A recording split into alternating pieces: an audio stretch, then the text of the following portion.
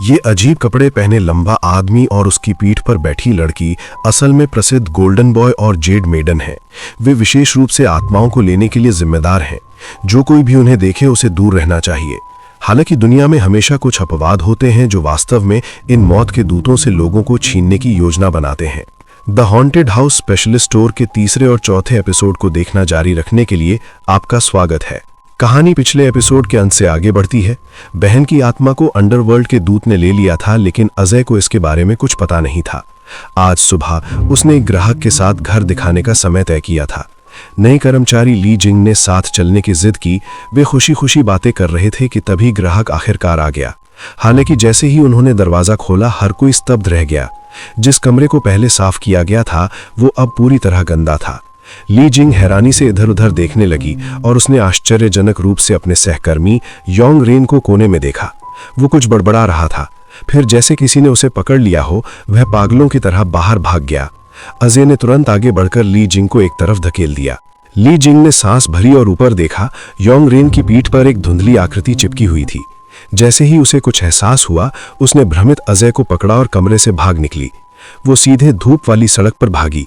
तभी ली जिंग अभी भी कांपते हुए अजय को बताया कि योंग रेन के पास एक महिला भूत आ गई है। अजय सहज रूप से वापस जाकर उसे बचाना चाहता था, लेकिन ली जिंग ने उसे जबरदस्ती रोक दिया। अगले ही पल उसने बॉस को फोन किया, ये सोचकर कि विशेष काम के लिए विशेष लोगों की जरूरत होती है, लेकिन किसी ने फोन नहीं उठाया। अजय को भूत भगाने के विशेषज्ञ जियाओ वो को खोजने के लिए पारंपरिक चिकित्सा क्लिनिक जाना पड़ा। इस बीच योंग रेन की पत्नी वान्यू को अचानक अपने पति से एक फोन आया, लेकिन दूसरी तरफ से आवाज बहुत डरावनी थी। वान्यू का दिल में एक गहरी बेचैनी उमड़ पड़ी। फोन पर दिए पते का पीछा करते हुए वो उस हॉन्टेड हाउस में पहुंची जहां योंग रेन था। हालांकि जैसे ही वो पास आई, योंग रेन के चेहरे पर द्वेष दिखा और उसकी कमर के चारों ओर उसके हाथ कसते जा रहे थे। अगले ही पल उसकी आंखें लाल हो गईं। उसने बिना सोचे एक रस्सी ढूंढी और वान्यू के गले में डाल दी, लगातार बड़बड़ाते हुए कि वह अपनी पत्नी से कभी अलग नहीं होगा। एक समय उनकी शादी बहुत सुखी थी और वान्यू जल्द ही गर्भवती हो गई, लेकिन उस समय योंग रेन काम में व्यस्त था और उसके पास घर पर अपनी पत्नी की देखभाल करने का मुश्किल से ही समय था। परिणाम स्वरूप एक दुर्घटना के कारण वान्यू का गर्भपात हो गया। पत्नी की नाराजगी और पति का अपराध बोध उनके रिश्ते में दरार पैदा कर दी। हर बार जब योंग रेन लंबे संदेश भेजता तो उसे वान्यू से केवल ठंडे जवाब मिलते। आखिरकार उसने गलती से अपनी पत्नी के फोन पर एक टेक्स्ट संदेश देखा और जाना कि वान्यू किसी दूसरे आदमी के साथ डेट कर रही है। योंग रेन अपना गुस्सा नियंत्रित नहीं कर सका और उस आदमी को पीटने के लिए दौड़ पड़ा। अगले ही पल वह पुलिस द्वारा पकड़ लिया गया। पता चला कि वान्यू और उसका सहकर्मी एक अपराधी को पकड़ने के लिए पति पत्नी बनकर छुपे हुए थे और योंग रेन के विस्फोट ने पूरा ऑपरेशन बिगाड़ दिया। वापस आते समय उनमें भयंकर झगड़ा हुआ और लंबे समय से दबी नाराजगी आखिरकार फूट पड़ी। योंग रेन गुस्से में गाड़ी से उतर गया, केवल ये एहसास करने के लिए कि उसके पास जाने के लिए कोई जगह नहीं है। कल ही उसने जो हॉन्टेड हाउस की चाबी ली थी, उसे देखते हुए वह उस रात वहां गया। बहुत उदास था, लेकिन वह नहीं जानता था कि उस घर में एक महिला का भूत भी था जिसने अपने पति के अफेयर के कारण आत्महत्या कर ली थी। आश्चर्य की बात नहीं कि पहले से ही विचलित योंग रेन उसके वश में हो गया और उसके मन में बुरे विचार पूरी तरह हावी हो गए। योंग रेन ने पहले अपनी पत्नी को मारने और फिर खुद को मारने की योजना बनाई ताकि वे हमेशा के लिए साथ रह सकें। किस्मत से नाजुक मोड़ पर भूत भगाने की विशेषज्ञ जियाओ मो आखिरकार पहुंच गई। वह स्टील की सुइयां पकड़े मंत्र बड़बड़ाते हुए योंग रेन के चारों ओर तेजी से घूम रही थी। अजय और बॉस श्योंग ने पूरी कोशिश की, लेकिन बेसुध योंग रेन को वश में नहीं कर सके। आखिरकार जियाओ मो ने 1 दर्जन से अधिक स्टील की सुइयां चिबो दी। योंग रेन ने धीमी आवाज में कराहते हुए ढेर सारा काला पानी उलट दिया। भूत उसके शरीर से बाहर निकल गया। वहां मौजूद लोगों में से केवल जियाओ मो ही भूत को देख सकती थी। भूत पूरी तरह कांप रहा था, बार बार बड़बड़ा रहा था, मैं उसे क्यों नहीं पा सकी। उसकी आंखों से आंसू बह रहे थे। जियाओ मो ने निष्कर्ष निकाला कि वो एक बुरा भूत नहीं था, बल्कि उसकी कोई अधूरी इच्छा थी जो उसे मानव दुनिया में रोके हुए थी। इसलिए उसने एक तावीज जलाया, उसे मुक्त करने के लिए शास्त्रों का पाठ किया और उसे वहां भेज दिया जहां उसे जाना चाहिए था।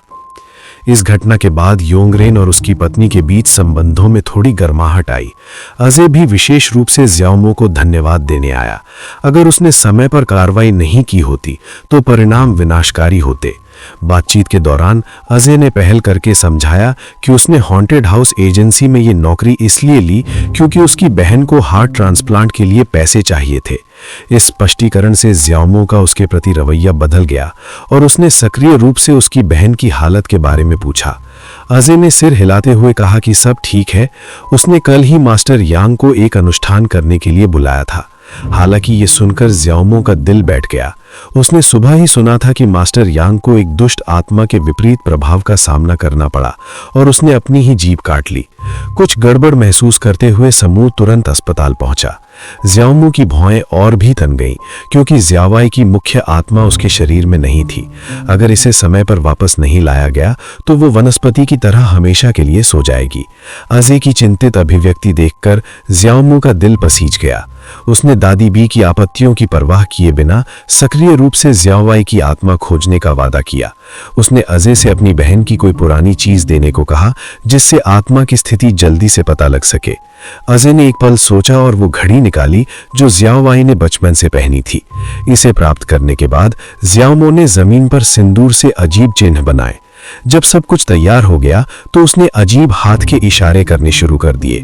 दरअसल ज्याओमो ज्याओवाई को खोजने के लिए अपनी आत्मा को अपने शरीर से बाहर मध्यवर्ती क्षेत्र बार्डो में भेजने वाली थी। ये प्रक्रिया वास्तविक दुनिया में केवल 4 मिनट तक चलती थी, लेकिन वहां समय अलग तरह से बहता था। जब ज्याओमो ने फिर से अपनी आंखें खोली तो आसपास का आकाश उदास था। यही प्रसिद्ध मध्यवर्ती क्षेत्र होगा। जैसे ही वो बचे हुए समय की गणना कर रही थी, वो लंबा आंकड़ा वहां से गुजरा और उसके पीछे जंजीर से बंधी ज्याओवाई की आत्मा थी।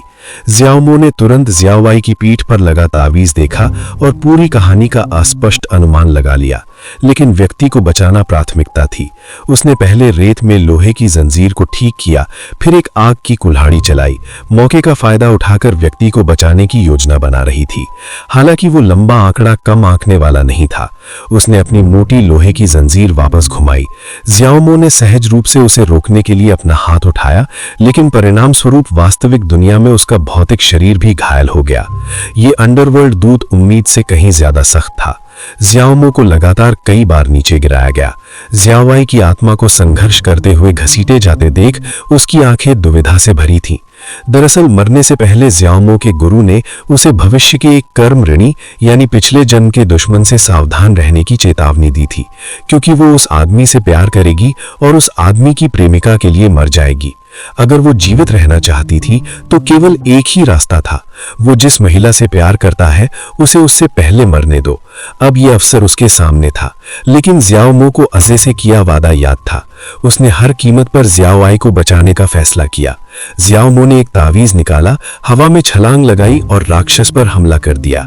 दुर्भाग्य से यह हमला आसानी से चकमा दिया गया। राक्षस की विशाल हथेली जोर से नीचे आई। हालांकि ज्याओमो उसके नीचे नहीं थी, केवल एक प्रतिस्थापन तावीज था। असली ज्याओमो पहले ही ज्यावाई की जंजीर खोल चुकी थी, उसकी पीठ पर लगा तावीज फाड़ चुकी थी और तुरंत दोनों वास्तविक दुनिया में लौट आए। ज्यावाई जल्द ही अपने कोमा से जाग गई। लगातार काला पानी उलट रही थी। दूसरी ओर ज्याओमो अपने हाथ में तावीज देख रही थी। यह प्रसिद्ध फैंटम सोल तावीज था।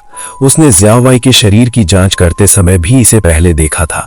उसके गुरु ने एक बार उल्लेख किया था कि इस तरह का तावीज अंडरवर्ल्ड से गोल्डन बॉय और जेड मेडन को बुलाकर उस व्यक्ति की आत्मा को ले जाता है जिस पर इसे डाला जाता है। बिना किसी संदेह के कोई ज्याओआई को चुपचाप मारना चाहता था। उन दोनों को इस तावीज के बारे में ज्यादा जानकारी नहीं थी, इसलिए अगली सुबह दादी बी ज्याओमो को अपनी वरिष्ठ बहन सहपाठी द्वारा संचालित एक चर्च में ले गईं। उनकी वरिष्ठ बहन भूत भगाने में बहुत माहिर थीं, इसलिए उन्हें और पता होगा। हालांकि किसी कारण से ज्याओमो को ये वरिष्ठ बहन बचपन से कभी पसंद नहीं थी। हमेशा लगता था कि उसके अंदर कुछ बुरा है। दोनों ने बैठकर अपना उद्देश्य समझाया। वरिष्ठ बहन ने असहाय होकर सिर हिलाया। फैंटम सोल तावीज पर कोई निशान नहीं था, इसलिए इसे डालने वाले को ढूंढना असंभव था। सबसे आसान तरीका था संबंधित व्यक्ति से पूछना कि क्या उसने किसी को नाराज किया है। जियाओ मो हैरान थी। बीमार जियाओ आई का सामाजिक जीवन लगभग न के बराबर था और आमतौर पर वो किसी से दुश्मनी नहीं मोल लेती थी। वरिष्ठ बहन ने तिरस्कार पूर्वक मुस्कुराते हुए कहा कि सामान्य लोग अपनी स्वार्थी इच्छाओं से प्रेरित होकर लगभग कुछ भी कर सकते हैं। झूठ बोलना तो बस एक बुनियादी बात है। उसकी तुलना में भूत और द्वेषी आत्माएं अधिक ईमानदार होती हैं। उनकी इच्छाएं इतनी प्रबल होती हैं कि वे सीधे व्यक्त कर देती हैं कि वे क्या चाहती हैं। ऐसा लग रहा था कि जियाओ मो की भावना सही थी। जो लोग अक्सर ऐसी बातें करते हैं वे आमतौर पर परछाइयों में छिपे बड़े खलनायक होते हैं। अस्पताल में जियाओ आई अपने भाई की देखभाल में ठीक हो रही थी। सहकर्मी ली जिंग ने इसके बारे में सुना और विशेष रूप से उसे देखने आई।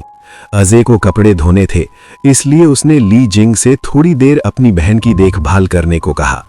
जब आसपास कोई नहीं था, ली जिंग नीचे बैठ गई और बिस्तर के नीचे हाथ फेरा। पहले अजय ने एक परित्यक्त कारखाने में एक प्रतिशोधी आत्मा को परेशान किया था, जिससे अनजाने में वो आत्मा अस्पताल में आ गई। जियाओ आई के बिस्तर के नीचे एक अतिरिक्त तावीज रहस्यमय तरीके से दिखाई दिया था और तब से उसे लंबे गोल्डन बॉय और जेड मेडन ने निशाना बनाया था। अब जब जियाओ मो उस तावीज को ले गई थीं, तो ली जिंग को स्वाभाविक रूप से कुछ नहीं मिला। क्या वो वही हो सकती है जिसने जियाओ आई को नुकसान पहुंचाने की कोशिश करने वाला जादू किया था? हालांकि इससे भी अजीब बात हुई। ली जिंग को देखकर एक डॉक्टर हैरान दिखा। ऐसा लग रहा था कि ली जिंग कोई अनकहा राज छुपाए हुए है। कोई आश्चर्य नहीं कि वो पहली बार अजय से मिलने पर अजीब तरह से पेश आई थी। वापस यी सैंग रियल एस्टेट में एक ग्राहक वास्तव में सक्रिय रूप से उनके पास आया। एक मकान मालकिन अपना घर बेचने की जल्दी में थी, क्योंकि कुछ दिन पहले एक और किराएदार ने कूदकर आत्महत्या कर ली थी। 3 सालों में ये तीसरी ऐसी घटना थी। हर बार कुछ होने पर उसने अनुष्ठान कराने के लिए लोगों को बुलाया था, लेकिन अजीब घटनाएं होती रहीं और वो उन्हें रोक नहीं पाई। मजबूर होकर उसे घर बेचना पड़ा। योंग रेन ने सोचा कि ये घर बहुत अशुभ है और उन्हें इसे नहीं लेना चाहिए। हालांकि बॉस ख्योंग ने बिना किसी हिचकिचाहट के सौदा स्वीकार कर लिया। पता चला कि उसकी पहले से ही एक योजना थी, अजय को पारंपरिक चीनी चिकित्सा क्लिनिक में जियाओ मो से मदद मांगने भेजना। हाल की कई मुठभेड़ों के बाद दोनों के बीच पहले जैसी दुश्मनी नहीं रह गई थी। उनके बीच तकरार के बावजूद जियाओ मो फिर भी अजय के साथ नए अधिग्रहित हॉन्टेड हाउस में गई। जैसे ही वो लिविंग रूम में दाखिल हुई, उसे एक तेज सिहरन पैदा करने वाली ठंडक महसूस हुई। अपनी आध्यात्मिक आंखें खोलकर चारों ओर देखने पर उसने जल्द ही कूदकर मरने वाले 3 लोगों की आत्माओं को देखा। जियाओ मो ने सभी को घर छोड़ने के लिए कहा। पहले 3 अनचाहे मेहमानों को मुक्त करने की तैयारी कर रही थी। अजय को जियाओ मो की पृष्ठभूमि के बारे में उत्सुकता थी और उसने दादी बी से जाना कि उसे बचपन से ही आध्यात्मिक प्रकृति प्राप्त थी, जिससे वो भूत प्रेतों को बहुत आसानी से आकर्षित कर लेती थी। जियाओ मो के माता पिता इसे और बर्दाश्त नहीं कर सके और उसे एक मंदिर में छोड़ गए। दादी बी, जिन्होंने अपनी पोती खो दी थी, उसने अपने पास रखा और मंदिर में रहकर साधना करने लगी। हालांकि बड़े होने के बाद भी जियाओ मो को अपने साथियों द्वारा बहिष्कृत किया जाता रहा। ये कहा जा सकता है कि उसने अपने जीवन में बहुत कष्ट सहे हैं। इसी वजह से जियाओ मो उन आत्माओं को गहराई से समझती थी जो पुनर्जन्म नहीं लेना चाहती थीं। उनकी कोई ना कोई अधूरी इच्छा जरूर होगी। जल्द ही कमरे का दरवाजा खुला और जियाओ मो पीले चेहरे के साथ बाहर आई। उसने 2 आत्माओं को सफलतापूर्वक मुक्त कर दिया था, लेकिन एक किसी भी तरह से जाने को तैयार नहीं थी। मकान मालकिन की मदद से अजय ने मृतक की मां को ढूंढ लिया। जियाओ मो ने कहा कि उसकी मृत बेटी को कुछ कहना है और उसने मां से आग्रह किया कि वो बहुत अधिक दुख न दिखाए, अन्यथा उसकी बेटी को जाने में संकोच होगा। मां ने कांपते हुए अपने हाथ बढ़ाए। दादी बी ने जियाओ मो की आंखों को लाल कपड़े से ढक दिया। जियाओ मो के हाथों ने तेजी से मुद्राएं बनाई। अंदर की लाइटें टिमटिमाने लगीं। जैसे ही उनके हाथ आपस में जुड़े, मां ने वास्तव में देखा कि उसकी बेटी ने मरने से पहले क्या अनुभव किया था। पता चला किसी ने दुर्भावनापूर्ण रूप से उसका निजी वीडियो ऑनलाइन लीक कर दिया था और दिनों के भीतर वो हर जगह फैल गया। इससे भी बदतर, वीडियो बनाने वाले ने उसे एक एक करके उसके सहकर्मियों को भी भेज दिया था। अफवाहों और अपशब्दों ने लड़की को सुनामी की तरह डुबो दिया। उसने पुलिस में रिपोर्ट करने और वीडियो हटवाने की कोशिश की, लेकिन सर्वर विदेश में था और पुलिस कुछ नहीं कर सकी। आखिरकार लड़की ने निराशा में कूदकर मरने का फैसला किया। लड़की मानव दुनिया में केवल अपनी मां को यह बताने के लिए रुकी थी कि उसे खेद है। वो ऐसा नहीं चाहती थी और आशा करती थी कि उसकी मां उसे दोष नहीं देगी। जब सभी ने सोचा कि यह खत्म हो गया है, जाने से पहले लड़की की मां ने अजय को एक छोटा लाल डिब्बा दिया। उसने कहा कि उसने गलती से इसे स्थानांतरित करते समय ले लिया था। यह शायद इसी घर का था। डिब्बा काफी पुराना लग रहा था। कोई नहीं जानता था कि इसके अंदर क्या था। एक और हॉन्टेड हाउस खाली करने के बाद बॉस जियोंग ने सभी कर्मचारियों को जश्न के रात्रि भोज पर आमंत्रित किया। बेशक पारंपरिक चीनी चिकित्सा क्लिनिक से दादी बी और उनकी पोती को भी वहां होना था। जियाओ मो ने तुरंत देखा कि ली जिंग की यांग ऊर्जा बहुत कमजोर थी, जो उसके बगल में बैठे अजय के बिल्कुल विपरीत थी। पेट भर खाने पीने के बाद युवा लोग गाने और नाचने लगे। केवल बॉस जियोंग अकेला कोने में बैठा था, बहुत उदास लग रहा था। पहले योंग रेन ने उल्लेख किया था कि बॉस जियोंग पहले एक अमीर व्यवसायी हुआ करता था और वो पैसे के लिए ये एजेंसी नहीं चलाता है। ऐसा लग रहा था कि बॉस जियोंग के पास भी बताने के लिए कहानी थी। सभी ने खूब शराब पी और पूरी तरह से नशे में धुत हो गए। जब अजय ली जिंग को घर ले जा रहा था तो उसने कुछ अजीब बातें कहीं। इस बीच योंग रेन द्वारा बॉस जियोंग को घर ले जाना और भी अजीब था। बॉस जियोंग उससे लगातार कह रहा था कि वो चुप रहे और उसकी सोती हुई पत्नी को ना जगाए। हालांकि योंग रेन ने देखा कि दीवार पर फोटो में व्यक्ति ने हुड पहना हुआ था। जाने से पहले उसने विशेष रूप से जूते की रैक पर नजर डाली। उसे कुछ गड़बड़ लगी। अगली सुबह अजय एक ग्राहक को वो घर दिखाने ले गया जिसे उन्होंने पिछले दिन खाली कराया था। जब वो कीमत पर निगोशिएट कर रहे थे, ग्राहक ने देखा कि उनका बच्चा गायब है। अजय ने तुरंत प्रतिक्रिया दी और देखा कि बच्चा खिड़की की चौखट पर चढ़ गया है। उसने जल्दी से बच्चे को पकड़ लिया। दोनों पीले पड़ गए। स्पष्ट रूप से हॉन्टेड हाउस पूरी तरह से साफ नहीं हुआ है।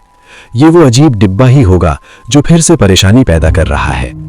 ये the haunted house specialist store के तीसरे और चौथे एपिसोड की कहानी है। इस ड्रामा में काफी सारी स्थानीय लोक कथाओं को शामिल किया गया है। योंग रेन ने बॉस जियोंग के घर पर जो चीजें देखी वे हैरान करने वाली थीं। क्या किसी को पता है कि फोटो में हुड पहने व्यक्ति के बारे में क्या मामला है और रैक पर जूते रखने के विशेष तरीके के बारे में? टिप्पणी करने और चर्चा करने के लिए सभी का स्वागत है। अगले एपिसोड में मिलते हैं।